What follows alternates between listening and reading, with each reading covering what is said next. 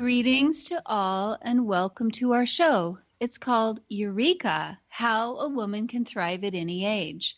I'm your host, Glenda Shankal, and for decades I've successfully coached thousands of women on discovering a straightforward and easy path to their very own best lives. And I can help you find your best life too. In this show, we cover the most important things in a woman's life: happy relationships and connectivity, career and money choices for your financial freedom, and also beauty and health. Guests on this show are experts in all these areas. And we'll also be talking about how to transform tragedy or heartache into a personal triumph. On Eureka, we'll be covering the things that matter most. You know, as different as we women are because of where we were born, how we grew up or were educated, maybe in a university, or maybe in a village, it turns out that really we're not all that different. So no matter where in the world you live, no matter what your lifestyle, you share with other women a longing for love and genuine connection, a need for abundance, money, and personal freedom, and a hope for relationships that work smoothly and bring you joy. And sometimes we struggle with challenges and burdens, which can be hard to bear. I'm here to help you with each one of these dreams, needs, and hopes. You are not alone with your deeper questions. And on my website, you'll find tools, tips, and smart action steps to help you live your best life. These are the very same tools I've been offering to my clients for decades. The website's called lovecomseasily.com. The idea is that love should be easy to find and nourish, and it can and should successfully last a lifetime. So thank you for joining me. And now let's get started. I warmly welcome you to Eureka, How a Woman Can Thrive at Any Age. So welcome to the Eureka Show, David. How are you today? I'm great, Glenda. How are you? I'm just wonderful. Thank you. So we're going to enjoy the company of David Shriner-Cahn today. He's a recognized authority on entrepreneurship, leadership development, and the host of the business podcast, Smashing the Plateau. He's been featured in Forbes Magazine and Inc. Magazine's 5 Entrepreneurs That Will Change the Way You Communicate. So we're going to talk about all kinds of cool things related to money, abundance, and confidence today, because that's one of David's areas of professional expertise. And I love the subject of money, and I know it's a hard subject for many women. So we're going to talk about some surprising, easy solutions today. So David, let's dive in and talk about money and how it can work for us, right? Sure. Yeah, money's important. Right. And women are kind of nervous about money. They like a safe path or an easy route. You, though, David, know how to create it and how to use it as a resource and how to make it grow. I wanted to know, did you always have this sense of creating money and using it well? Oh, probably not. Really? Like everybody else, I have to learn how to do these things. Well, talk to us about that. What would you say to someone who feels a little bit uncomfortable about making money or making it grow? Well, first of all, money is only good when you spend it. Accumulating it might be something that would be helpful in the future, but you're actually not going to experience any of the pleasure that money can bring unless you're using it. Huh. So that's something to keep in mind. And repeat your question. Yeah, so the question is, what would you say to somebody who's kind of nervous about money and tends to take the safe path? Because you've made money, spent money, worked with people, taught them how to use it wisely and well. What would you say to someone who tends to be nervous about money? And what would your advice be? Jump in. Yeah, so if they're nervous about money, I would ask, what do you think you bring to the world that has value? Wow. I think that's where I would start. And that's kind of a loaded question. And for Okay. people that are nervous about money and nervous about particularly asking for money, often it's tied to their own sense of their value. So you need to really unpack what is it about you that is most valuable for other people, because the exchange of value is where you're going to gain money, and also where you're going to send money out, right? Uh-huh. So whether it's investing in something or spending on something that you want, when you're gaining value from somebody else, the way that exchange of value gets represented is you gain the value, somebody else gains the money. And the reverse happens when you give value to somebody else. You're giving value and you should be getting money in return. So really it's tied into what is the perceived value that is being exchanged. Mm-hmm. There are two components to that. One is, what do you value? What's your perception of that value yourself before you offer it to somebody else? And the second is, what is the perception that somebody else has of that value before they are willing to part with their money to gain the value? So think about, as an example, if you own a home and you're trying to sell your home, Uh-huh. you have a perception of what that home is worth. Okay. And when you try to market the home and you put it on the market, you're going to come up with an asking price. That asking price may or may not be what it actually sells for. So somebody else's perception is what they're going to offer you for it. And at some point, you're going to come to some conclusion as to what the exact price is going to be at the closing. So then there's a meeting of minds of the exchange of the value of the home for the exchange of money. Okay. Right. So that's an example with a product. With the service, think about an attorney that charges an hourly fee. Right? The attorney will believe that his or her value is worth a certain amount of dollars per hour, or it could be that the attorney charges a fixed fee for a service. Like some attorneys will charge a fixed fee to manage the legal part of a closing of a home. Right? When you sell your home, you need an attorney to handle all the paperwork. And a lot of attorneys will charge a fixed fee. So whatever that fee is, whether it's $1,000 or $5,000 or $10,000, they have a belief that the service they provide is really important, worth that money, and has value. And the person who hires the attorney either accepts that value or not. And, there may be some negotiation, or maybe if you don't believe that attorney has that value, you're not going to use that attorney. You'll go to somewhere else. But in essence, there's a belief, the attorney has a belief that her value is worth a certain amount of money. And then the purchaser of that service also believes that there's a certain amount of value that is worth investing that money in that service. So you're saying that if you don't, for example, if you have a service or a skill set that you could offer, you have to believe that it's worth the money that you're asking people to pay for the service, or you can't receive the money from them. Is that what you're talking about? Exactly. And particularly if you look at, like, in the coaching world, you and I know a lot of coaches. There are people that will charge $100 for something. There are people that'll charge $1,000 for something. There are people that'll charge $10,000 for something, and that something may be very similar in the way it gets delivered.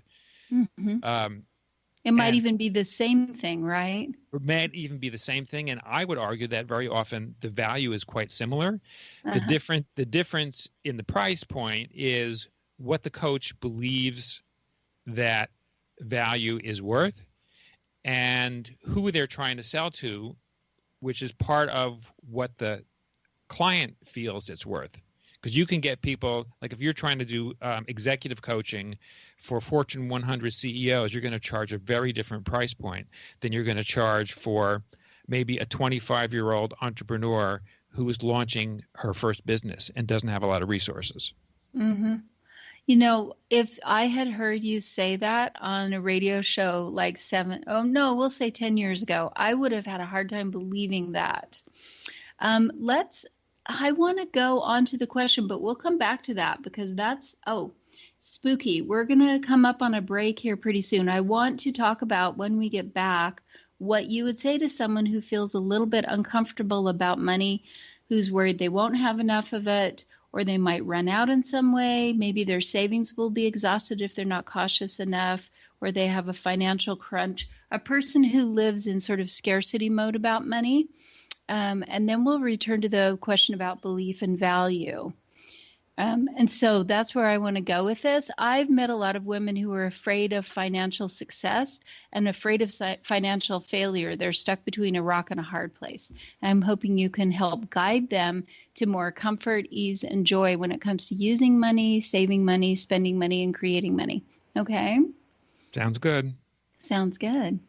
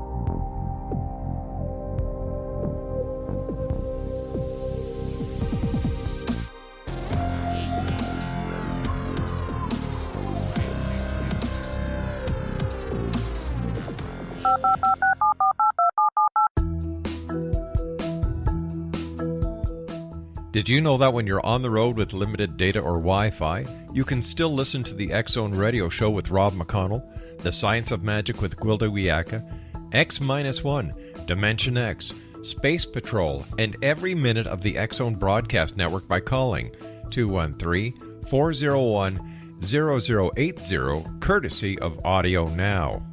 No smartphone, app, or internet needed. It saves your data plan and it's free if you have unlimited minutes. Call 213-401-0080 to listen on any phone, anytime, anywhere. Remember 213-401-0080 for the best of the paranormal, parapsychology, and sci-fi radio programming anywhere, 24/7, 365.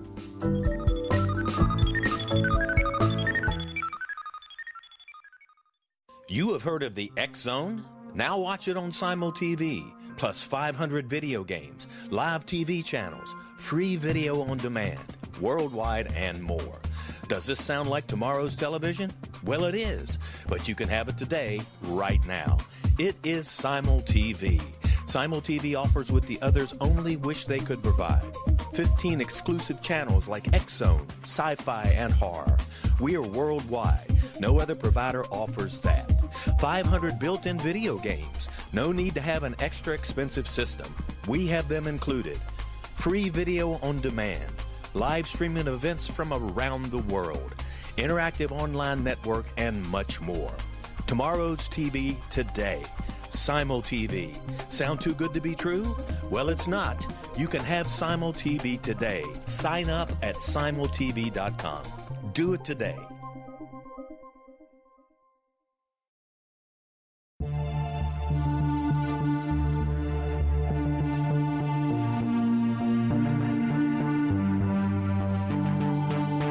We live in rapidly shifting times of extreme volatility and uncertainty. Such profound change brings a unique opportunity for the evolution of consciousness. I'm Gwilda Wiyaka, host of Mission Evolution Radio Show, a program that explores the latest scientific developments and deepening spiritual truths supporting human evolution. Join me on xzbn.net, where I interview leading experts in science, physics, medicine, spirituality, and more. By applying divergent viewpoints to leading-edge topics, we uncover expansive and evolutionary truth to assist you on your path to enlightenment. More information and past episodes are available at missionevolution.org.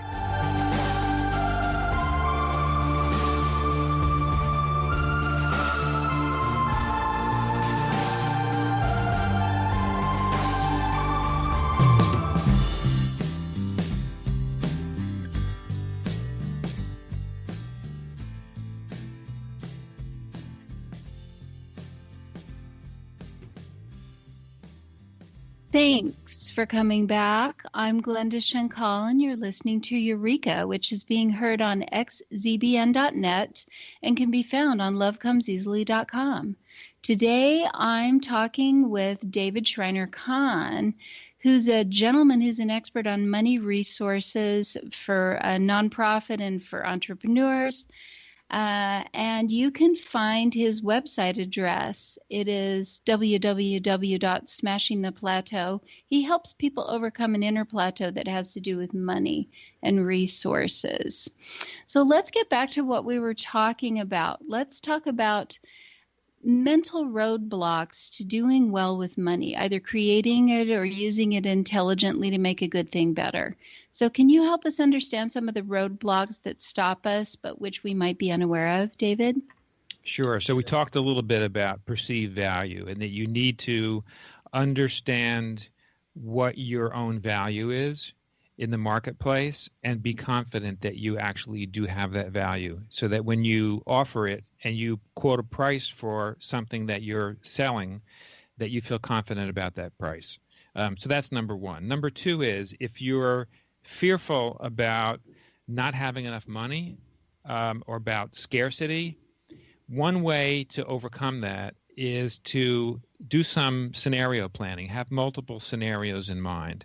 So if you're an entrepreneur and you're trying to sell something and you're not sure that what you're offering is really going to bring the kind of income that you need, you could have multiple scenarios. If the first one doesn't work out, what's plan B? What could you sell as your second offering? Or what could you sell as your third offering? So having multiple scenarios of what you would sell is one way. Another methodology is coming up with scenarios of what you would actually do if you don't have enough income over a period of time. What's the worst thing that could possibly happen? And if the worst thing comes to fruition, what would you do about it? What would your action be? And if you are clear on what your actions would be in different scenarios, it will help you have the confidence to sell something that you might be a little less than 100% sure of as your first choice. So as an example, if you're fearful that you won't have enough money to pay your operating costs for your business, well, then what would you do? Are there certain things that you could trim on a short-term basis?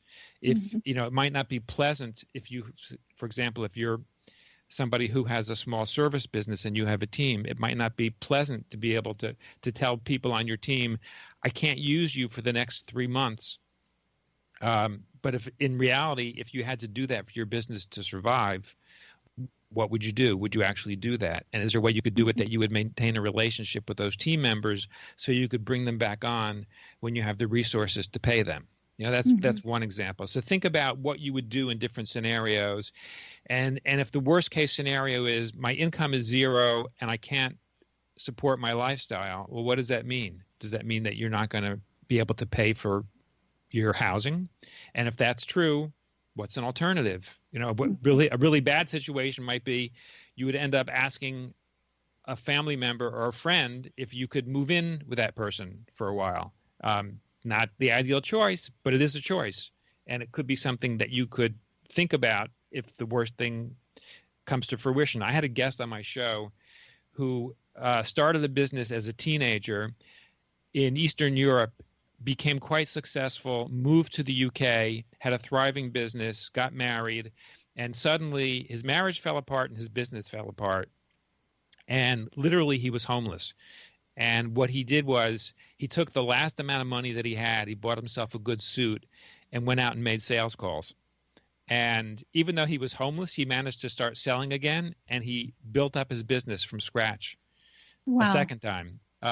And so it can happen. And I've had many people on my show who've talked about some of those dark moments.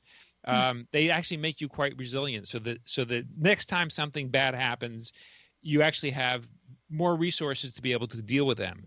So when you think about what's the worst thing that can happen and how would you deal with it?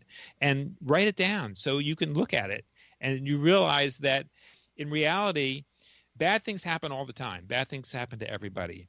And there are variations of bad things. Some of them are easier to recover from than others. But in reality, humans are really resilient, and there are ways that we can recover from really bad things. So what you fear, particularly when it comes to money, may seem like it's a really awful thing. In reality, if you look around you, there are other people that have probably recovered from worse things, and you can too. You know, when I first started out in this entrepreneurial world, I was pretty terrified of not having backup resources. And what happens in the entrepreneurial world, meaning you have your own small business, right? You just get so motivated and fired up about creating success. It's easy to put all your resources, all your eggs in one basket and just really feed that business. And then you don't have the sufficient backup plan. And what's happened with me is I've just become really courageous about not having a backup plan. It just becomes the passion overwhelms the fear of failure eventually, and you began to believe in your own value. So say there's a woman listening today and she has a dream to start her own tiny little business. And she's uncertain about her success or likelihood of success. Will people support her business? Will she be able to make a go of it? What would you say to a woman who's just been dying for the last 5 or 6 years to start her own business but doesn't know where to begin? Aside from having the plan, the alternatives that you said, what else would you suggest? Sell first. First thing you need to do when you're starting a business is sales. If you don't have any sales, you don't have any business. So what is it that you are thinking about selling, and what do you think the need is in the marketplace? Who's your target customer? Who's your ideal customer? Where do they hang out? How many of them do you know? Start having conversations with them. Find out where their pain points are. Offer solutions to relieve those pain points. That's the beginning of the sales process. And as part of the sales process, listen in the conversations, and these have to be live conversations. I'm not talking about chats on social media or sending out surveys. I'm talking about live conversations with one-on-one with other people who are in your target audience. Find out, when you're listening to their pain point, find out what an ideal solution for them is and what would be the value to them if they achieve that solution. So because that's the key to what you should be charging. Can you talk about what a pain point is for those who aren't familiar with that term? Explain that. Right. So in my business, we help solopreneurs build recurring revenue, because if you're a solopreneur business owner, somebody who's selling a service where you're the primary person delivering that service, there can be a lot of fluctuation in income depending upon exactly what your niche is and how you sell it. So if you contrast that with being an employee, if you're an employee, you have the quote unquote security, and I think it's kind of a false security, that you're getting consistent income in the form of a paycheck. The risk is, as an employee, 100% of your income is coming from one source, and if that dries up, you're screwed. As an entrepreneur, you could have multiple sources of income. So if one dries up, and you're not 100% dependent on that one, you have others as the backup. But anyway, so the pain point in my audience is not having consistent revenue month after month. And so if I have a prospect who tells me, if I could build $5,000 a month of recurring revenue as a base, that would give me enough of a initial leg to stand on that I could start to grow it from there. So if they tell me $5,000 a month is the benefit they're looking to achieve, that gives me some sense of what they might be willing to invest in a process to achieve $5,000 a month. Mm-hmm. I can't sell them something that's going to cost them $10,000 a month. That's a losing proposition for them. Mm-hmm. But I could sell them something that's $1,000 a month. You know, that might be a stretch, but if they're investing, let's say, 20% of what they hope to achieve, and it's a proven process, so if they follow the process and they do the work, they're likely to achieve $5,000 a month in recurring revenue. That's a fair price. And so I'm listening to what they tell me is the solution that they're looking for. If they come to me and they say, I'm looking to make $50,000 a month, then I might want to charge more than $1,000 a month. So the pain point is the place where they're experiencing fear or nervousness or discomfort, or they're right at the edge of their comfort zone. There's a problem they can't solve, right? Correct. Is that what you're saying? Correct. Mm-hmm. Right. Mm-hmm. And those of us who are the seller or the service provider is providing that solution. And the solution is worth something to them. Just the question is, what is it worth? And listen to cues from what they tell you as to what it's worth. So we're going to talk about pain points a little more on the other side of the break. I want you to help women understand how they can offer a service that meets a pain point and satisfies it. So stay tuned to Eureka, How a Woman Can Thrive at Any Age, which can also be heard on xzbn.net and X Zone Broadcast Network and lovecomseasily.com.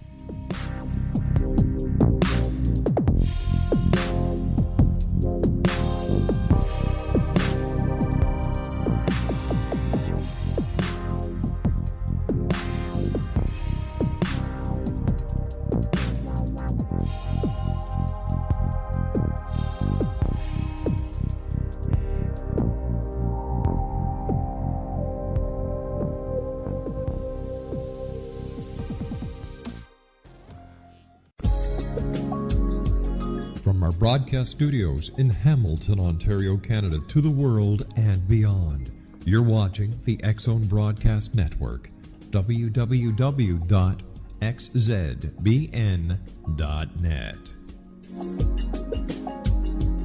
AVS Media Den. You have heard of the X Zone? Now watch it on Simul TV, plus 500 video games, live TV channels, free video on demand, worldwide, and more. Does this sound like tomorrow's television? Well, it is, but you can have it today, right now. It is Simul TV. Simul TV offers what the others only wish they could provide. 15 exclusive channels like X-Zone, Sci-Fi, and Horror. We are worldwide. No other provider offers that. 500 built-in video games. No need to have an extra expensive system. We have them included. Free video on demand. Live streaming events from around the world, interactive online network, and much more. Tomorrow's TV today. Simul TV. Sound too good to be true? Well, it's not. You can have Simul TV today. Sign up at simultv.com. Do it today.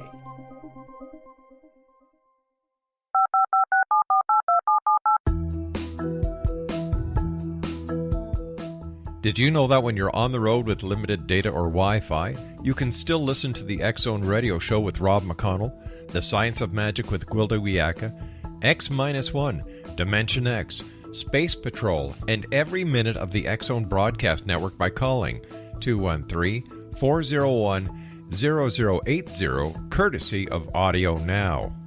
No smartphone, app, or internet needed. It saves your data plan, and it's free if you have unlimited minutes. Call 213-401-0080 to listen on any phone, anytime, anywhere. Remember 213-401-0080 for the best of the paranormal, parapsychology, and sci-fi radio programming anywhere, 24/7, 365.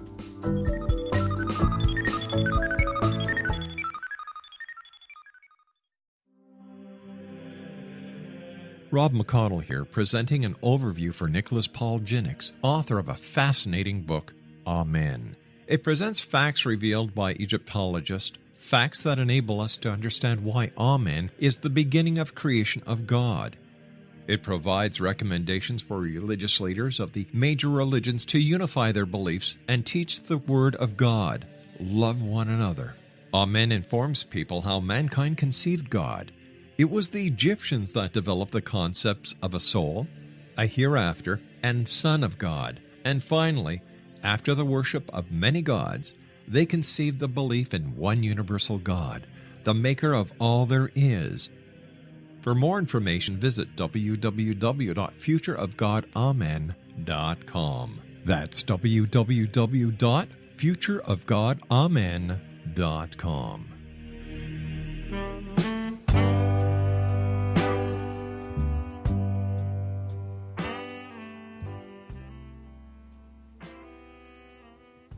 Welcome back. I'm Glenda Shankal, and you're listening to Eureka, How a Woman Can Thrive at Any Age. Our guest tonight is David Shriner-Cahn, who can be reached by way of his website at www.smashingtheplateau.com. You can find out about his wonderful podcast where you can learn things you need to know to start your own business and create your own revenue.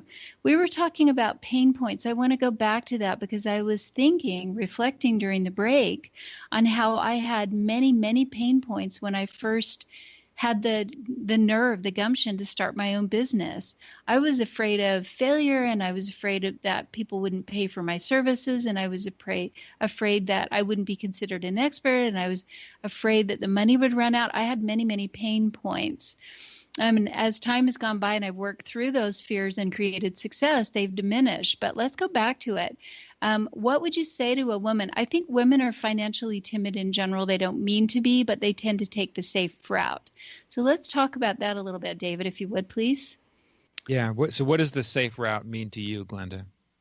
The safe route, something I can count on, because even as you were describing the scenarios that you could have in a business, gee whiz, what if you didn't have revenue? It dried up here or there, you lost everything.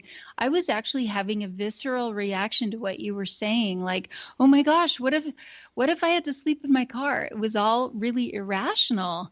But what about emotional roadblocks? I think maybe those are even more frightening than some of the other things like, oh, I won't be able to get enough clients. Talk to us about that. Yeah, the emotional roadblocks are really hard. One thing to keep in mind is as business owners, we're in a very lonely spot. There's nobody else in our business that we can talk to about our deepest fears. And if we're not a solopreneur, if we have other people that are part of our business, if we have employees or we have partners or we have investors, chances are we're not going to feel comfortable talking to any of them about our deepest fears. If we have a spouse or significant other, chances are the spouse or significant other may not want to hear about our fears, because that person, especially if that person is not an entrepreneur, that person doesn't get it, and that person is going to feed our fears as opposed to helping relieve our fears. So how do you overcome that?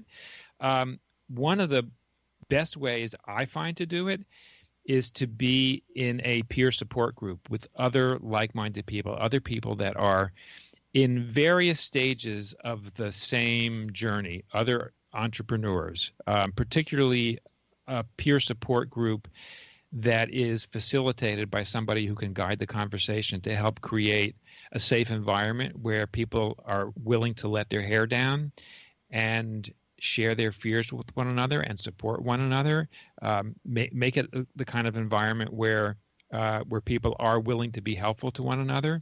Even people that are in more or less the same industry, it's surprising how when we let our hair down with our colleagues in the same industry, we feel comfortable sharing our war stories, sharing our deepest fears, and then we hear the experiences that our friends in the group have had dealing with the same kinds of issues, and we realize, well, she found a solution to this problem. What can I learn from that? Or this other person found another kind of solution. What can I learn from that? And even in the same industry, everybody does things a little bit differently, and we are not in as direct competition as we might feel we are. Yeah, true. And we also discover that it's okay to fail. Don't you think that that's happened for you as it has for me as I've gone along? Well, not only, yes, of course I've failed. I've failed many times in my life. If you think about when babies learn to walk, they learn to walk by falling down a lot. And until they figure out how not to fall down, they're not going to be able to walk. And I've seen parents that devote too much energy to not letting their kids fail. And when those kids finally do fail with something big and they're not so young, it's really painful. Mm-hmm. Like if you can master a lot of little failures along the way, you'll be a lot more resilient than if you are propped up constantly by other people and then you have one doozy of a failure later on. Mm-hmm. So what I'm hearing you saying in this conversation is that if you have a decent safety plan and you have a bunch of ideas in your head about different ways to create revenue in a skill that you have that others might want to buy, and you understand their pain points and you're not afraid of failure, then it's okay to jump in and give it a try. It's nice to have maybe start part-time in a business if you work for someone else and sort of get used to the idea of risking yourself, putting yourself out there. Ladies, if you're listening to this and thinking about it, and then knowing that you're going to have some crash and burn moments, those are inevitable, and talking to other people in the same business can help you get over the fear of the crash and burn, because maybe it's just part of being an entrepreneur. Wouldn't you say so, David? Oh, very much so. And I would also underline the importance of asking for help. When you're unsure of something, or you know you might need a certain kind of resource and you don't have it, ask around, ask for help, ask how other people have solved a similar kind of problem. And you also should do your homework. If somebody tells you, oh, you can solve this problem this way, check it out, but don't necessarily invest in that first resource that you come across, because it might not be the best one for your situation. Look around at others. It's like when you go shopping, the first thing we set our eyes on that seems like it's going to do what we want, we get all excited and we're ready to buy it. But there may be something that's a little better and maybe a little less costly. So do a little comparison shopping. It's like, you and I both have podcasts. There are a lot of different ways to launch a podcast, run a podcast.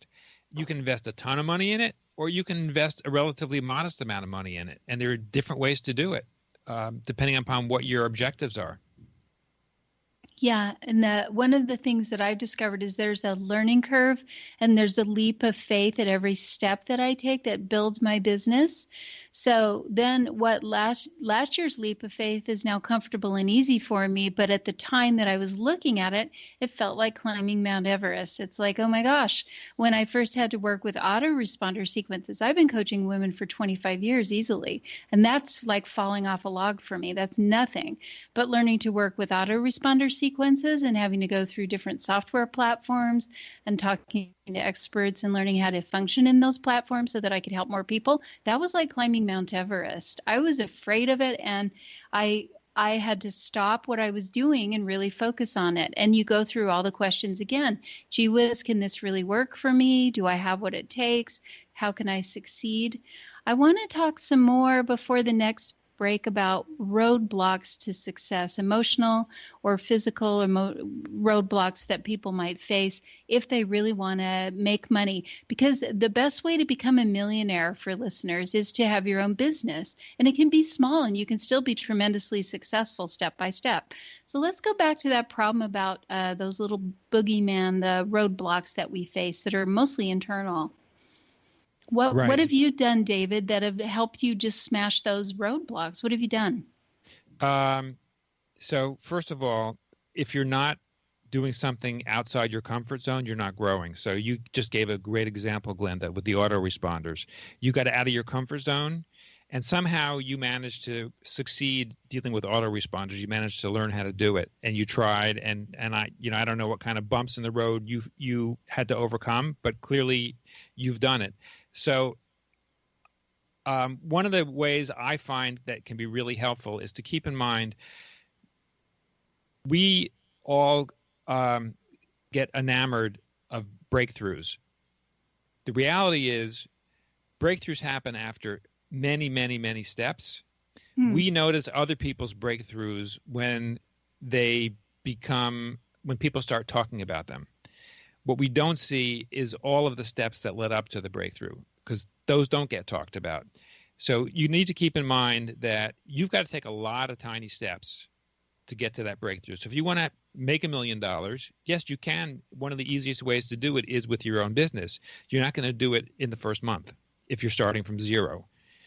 It may take you a number of years to get there. And you might have a lot of crash and burns as you're going along those tiny steps, right? Correct. So one of the things that I like to do when I'm trying something new is, where can I try it where the failure may have as minimal an impact as possible? So if I'm trying to sell a new offering, who already knows, likes, and trusts me that I can have a conversation with them about trying to sell it? And either they may be a prospect, they may need what I'm offering, or they may know somebody who needs it. So it's not like putting myself out there in an online space with a big offering that I don't know whether it's going to work or not. I have some conversations with people where I can get some feedback, and if it turns out that what I'm offering is totally out of line with reality, I'll hear it early and I'll adjust what I'm offering for the second conversation. If the price point is too low, I would rather hear that from somebody where I have a good relationship, and I can ask them, well, do you think I'm charging too little for this? And they'll tell me. And I've had that happen where I've thought, because I wasn't sure about it, I've thought, well, I should offer it at this price. And they come back and tell me, no, the price should be 5 times what you're offering. It's worth a lot more. Well, okay, it's good to hear that. We got to take our last break. Stay tuned to Eureka on xzbn.net and lovecomesEasily.com.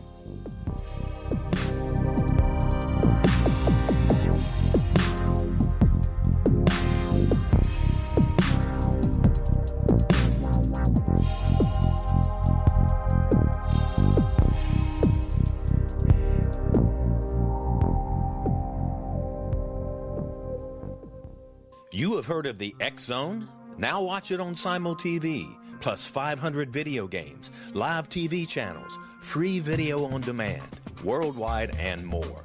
Does this sound like tomorrow's television? Well, it is, but you can have it today, right now. It is SimulTV. SimulTV offers what the others only wish they could provide. 15 exclusive channels like X Zone, sci-fi, and horror. We are worldwide. No other provider offers that. 500 built-in video games. No need to have an extra expensive system. We have them included. Free video on demand. Live streaming events from around the world. Interactive online network, and much more. Tomorrow's TV today. SimulTV. Sound too good to be true? Well, it's not. You can have SimulTV today. Sign up at simultv.com. Do it today. The new nonfiction book, Razor of Madness, is similar to cult movies like Clockwork Orange, Dragon's Tattoo, or The Other Side of Hell. Wayne Morin Jr. and Thomas Lee Howell will expose widespread and systematic deficiencies in this thought-provoking tell-all novel. Mind control rages among scholars in law schools. Human rights are ignored while thought reform and mental manipulation are accepted practices used as behavior modification. Dr. Louis Jolyon West comes to mind. Media and public scrutiny shows that United States mental hospitals are in fact destructive murder industries. Razor of Madness expose novel details this epidemic through an in-depth professional and personal investigation. For decades, there has been a revolving door policy that still releases killers and pedophiles back into society. The maestro of mind control continues to haunt America to this very day. Razor of Madness is available in paperback or as a downloadable ebook at Amazon.com.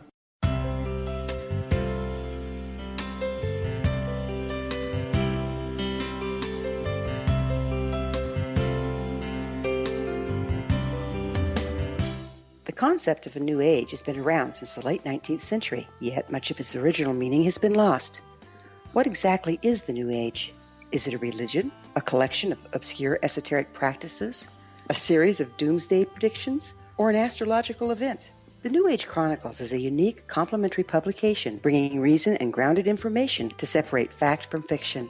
chock full of valuable information to support you as we make the monumental shift into the new era. You won't want to miss a single innovative issue. The New Age Chronicles newspaper is coming soon to www.newagechronicles.com.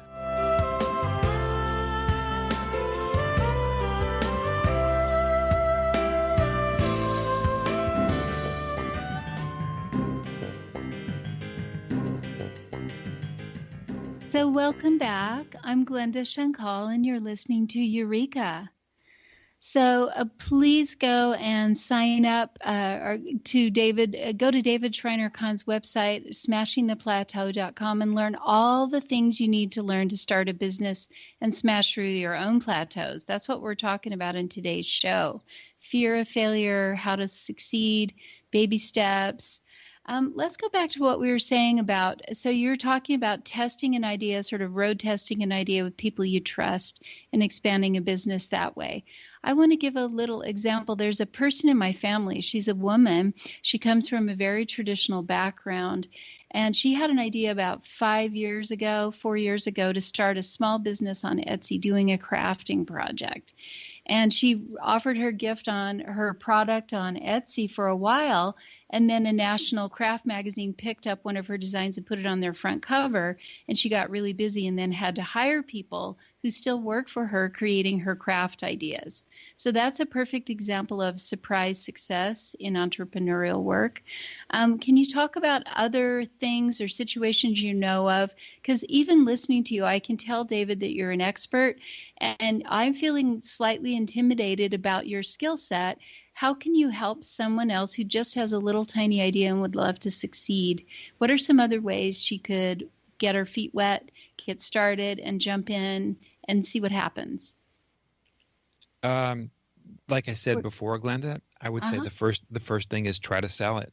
Who needs it, and who are those people? How do you find them? How do you have conversations with them? And who do you already know who fits that profile? And if you don't know somebody directly, who in your network is likely to know those people and can make an introduction? Because you need to have conversations with people who are in your target audience. So I would say, like the person you mentioned that started selling something on Etsy, did she already have some sales with people separately from Etsy before she posted her craft on Etsy? That's a good question. I don't even know the answer. I would assume she had given some away for gifts. That's the most likely answer. She hadn't even sold anything. Yeah. Right. Because what you can do is you can, if they seem to be attractive to people because you've given them away as gifts, rather than just give them away as gifts, maybe you could, for the people who already received them as gifts, because you know them and they like them, you could ask them, do you think that people would be interested in buying these? How much do you think people would pay? Do you know anybody who might be interested in buying them? Can you make some introductions? Start there. Start small. And don't be afraid of failure, because you will. I don't even know how many crash and burns I've had in my business as I've expanded it. It went very smoothly for years and years when I was doing one-on-one coaching. But then when I got bigger, that's when I started encountering emotional roadblocks, physical roadblocks, and not knowing which risks to take. Can you speak to that about you just try and you're kind of running blind when you start a new business? Have you had that experience the way that I have too, David? Just kind of not knowing what to do? Right. When I launched my business in 2006, that it was after being an employee for almost 30 years. And I had a lot of expertise in my field. I knew a lot about leadership and management. I had hired lots of consultants, so I knew about the consulting relationship from the buyer's perspective. I didn't know what it was like to actually sell consulting services. Guess what? I learned. And yes, I had some crashes and burns. I had some years that were really good. I had some years that were not so good. And the marketplace also over the last 12 years has changed. There have been times when I had a pretty high conversion rate doing custom projects with clients. And then there were times when people were not so interested in custom projects, and coming up with fixed programs was something that was an easier sell. Right. Alternate revenue streams like you were talking about before. Can we talk about the notion of what life would be like in 10 years if you start your own business and grow gradually towards success versus working for somebody else for 10 years? What's the end result going to look like in each of those scenarios, would you say? Very different. If you want to have control over your destiny, I would highly encourage you to think about doing it as an entrepreneur. If you're okay with somebody else setting up the structure in which you work, how you work, when you work, where you work, and giving you a paycheck in exchange for that, then be an employee. But in terms of financial outcome, a big picture, working 10 years for yourself versus working 10 years for someone else, what's the difference in success rate for being an entrepreneur? For those who are nervous about the risk, because there is risk. Let's be honest. There's a lot of risk. There's a lot of risk. If you look at the statistics of business successes, most businesses fail. If you look at the statistics for employees, most employees manage to stay employed. However, some don't. And in particular, one of the things that I would suggest listeners take a look at, depending upon their age and their aspirations, if you're in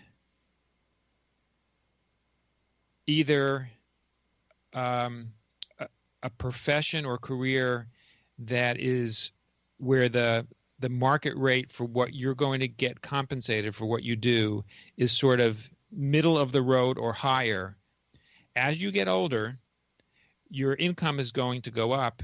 It's going to plateau at some point. There is the risk that your employer may not need you anymore, may not want you anymore. The marketplace may change.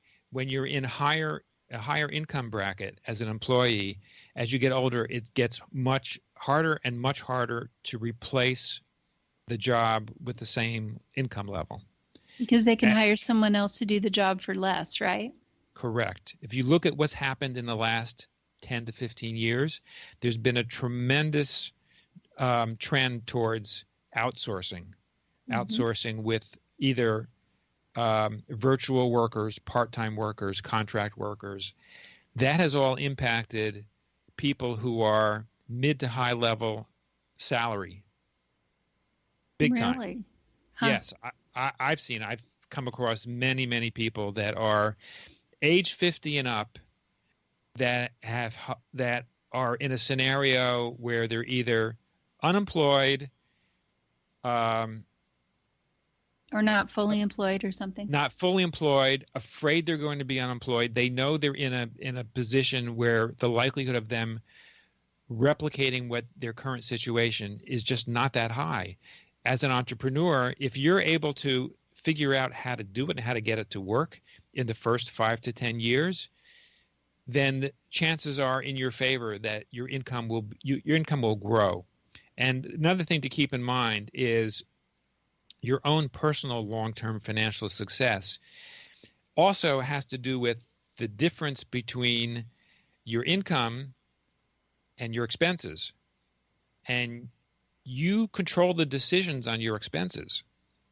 So if you want to build up a cushion and have some capital in reserve for those narrow times, then control your expenses. Make sure that your expenses are always less than your revenue and build up some reserve, because there's a chance, whether you're an entrepreneur or an employee, there's a chance that you're going to need it.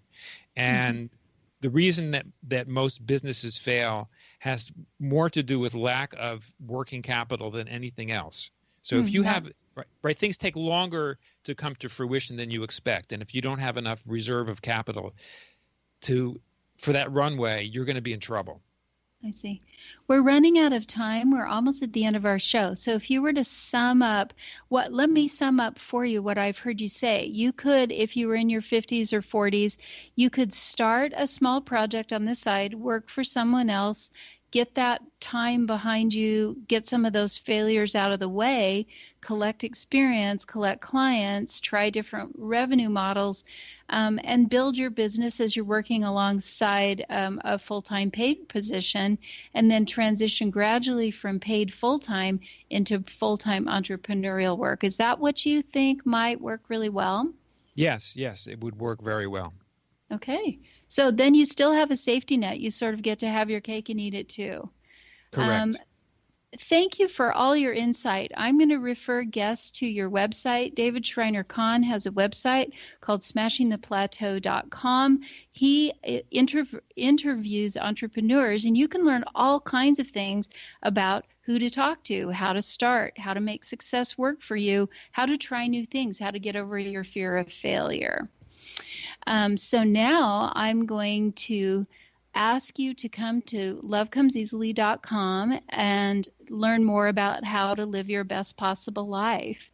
Also, come to the radio show Eureka to find out exactly how to strengthen relationships, expand abundance and money, improve your health, or even become more beautiful than you used to be.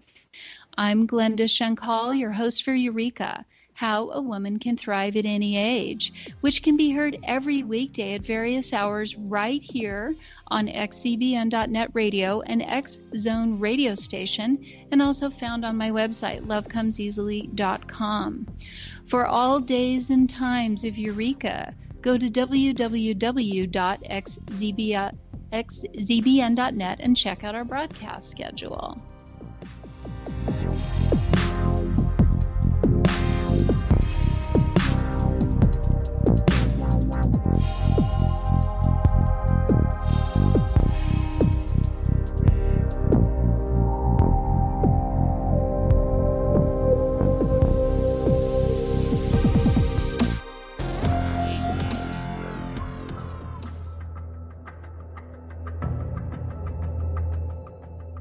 Modern Esoteric, Beyond Our Senses by Brad Olson, consummates the lifeology story about where humanity originates. It is the lost continents, the primitive wisdom, the mythos of creation, and the rethinking of ancient history as we are taught in academia. There is much more to the story than what we have been told. As this is the first book in the Esoteric series, Modern Esoteric starts at the beginning of time and accelerates up to this modern age.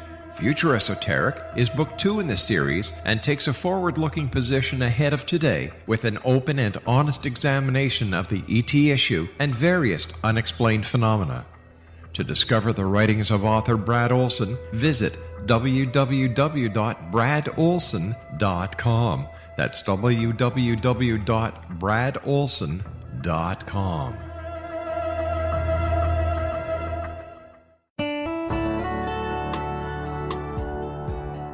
Are you or is someone you know struggling with addictions, depression, anxiety, relationships, low self-esteem, lack of confidence, grief, success, and prosperity?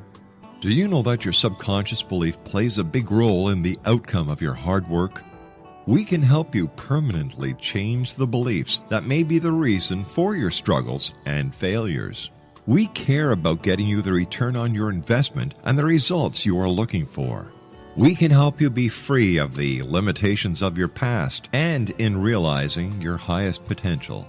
We work with people by phone and Skype. For more information, visit us at www.ritasoman.com. That's www.ritasoman.com.